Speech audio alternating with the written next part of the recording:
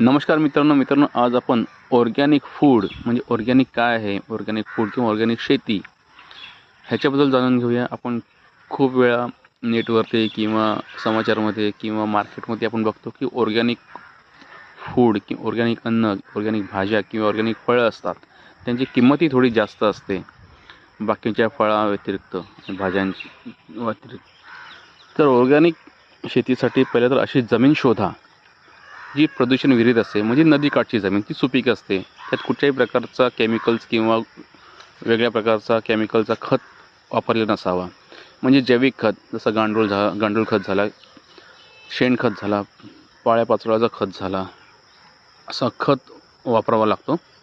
नंतर त्यासाठी लागणारा पाणी जो नदीचा पाणी किंवा विहिरीचा, तलावाचा कुठचाही पाणी असो, तो केमिकल विहिरीत असावा पाहिजे. म्हणजे केमिकल नसायला पाहिजे, जवळ कुठची फॅक्टरी नसायला पाहिजे.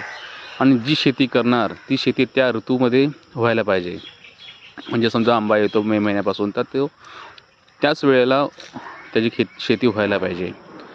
आणि त्याला लागणारा काळ म्हणजे जेवढा तो स्टार्टिंगला लावल्यापासून, बी लावल्यापासून तो त्याचं फळ पिकेपर्यंत जो काळ, नॅचरल काळ लागतो, तेवढा त्याच काळात तो फळ व्हायला पाहिजे. त्याला म्हणतात ऑर्गॅनिक, आणि ते एकदम नॅचरल असतो.